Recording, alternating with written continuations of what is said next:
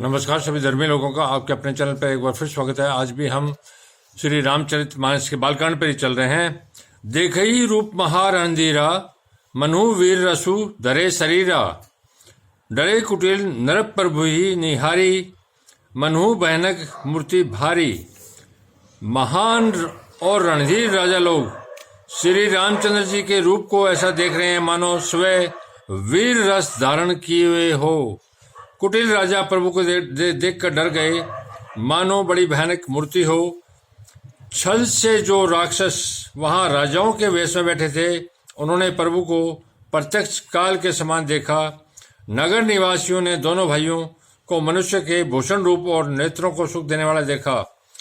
स्त्रियां हृदय में हर्षित होकर अपनी अपनी रुचि के अनुसार उन्हें देख रही है, मानो श्रृंगार रस की परम अनुपम मूर्ति धारण किए हुए सुशोभित हो रहा हो। विद्वानों को प्रभु विराट रूप में दिखाई दिए, जिसके बहुत से मुंह, हाथ, पैर, नेत्र और सिर है।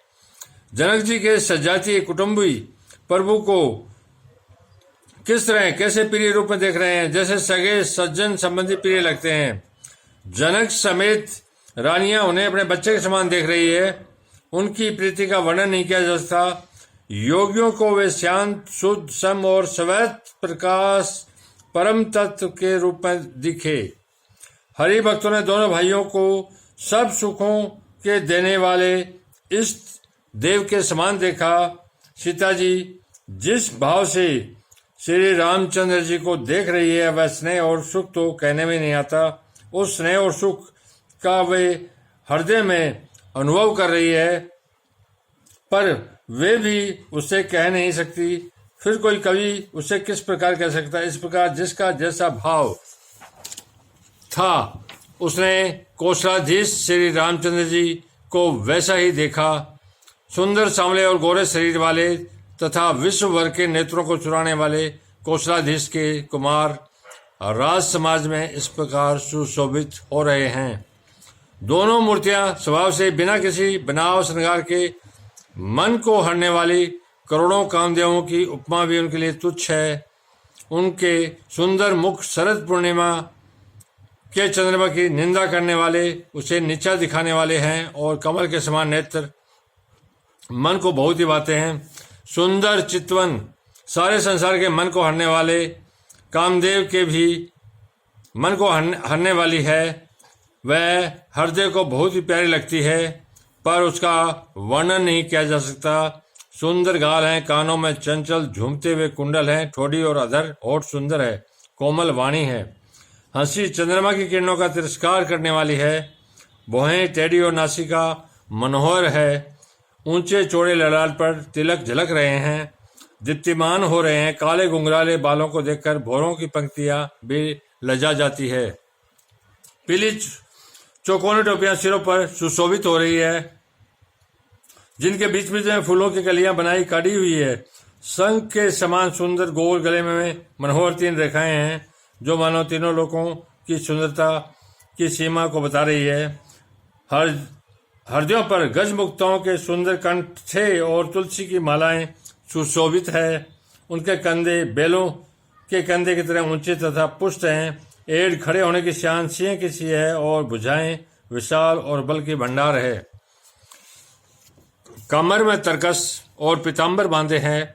दाहिने हाथों में बाण और बाएं सुंदर कंधों पर धनुष और पीले यज्ञोपवीत जनेऊ सुशोभित है। नख से लेकर शिखा तक सब अंग सुंदर हैं, उन पर महान शोभा छाई हुई है।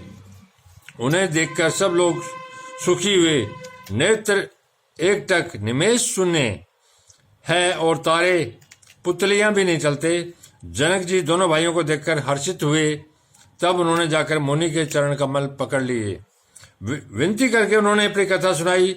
मुनि को सारी रंगभूमि यज्ञशाला दिखलाई। मुनि के साथ दोनों श्रेष्ठ राजकुमार जहां जहां जाते थे, वहां वहां सब कोई आश्चर्यचकित हो देखने लगते थे। सब ने राम जी को अपनी ओर ही मुख किए हुए देखा, परंतु इसका कुछ भी विशेष रहस्य कोई नहीं जान सकता। अर्थात परमात्मा के पास तो सारी शक्तियां हैं, वो एक साथ सारी ब्रह्मांड को देख लेता है तो ये तो कोई बड़ी बात नहीं है। मुनि ने राजा से कहा, रंगभूमि की रचना बड़ी सुंदर है। विश्वामित्र जैसे निष्प्रय विरक्त और ज्ञानी मुनि से रचना की प्रशंसा सुनकर राजा प्रसन्न हुए और उन्हें बड़ा सुख मिला। सब मंचों में से एक मंच अधिक सुंदर, उज्जवल और विशाल था। सवै राजा ने मुनि सहित दोनों भाइयों को उस पर बिठाया।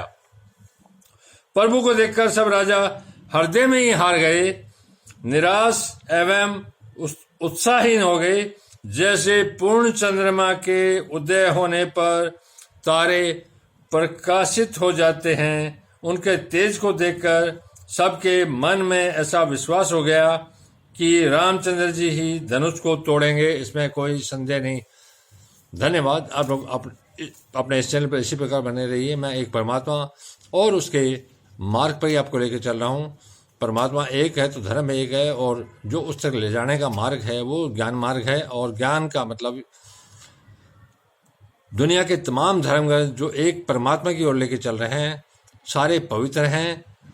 जैसे परमात्मा पवित्र है वैसे उसका ज्ञान पवित्र है। तो इस ज्ञान को आप अलग अलग रूप में न देखें।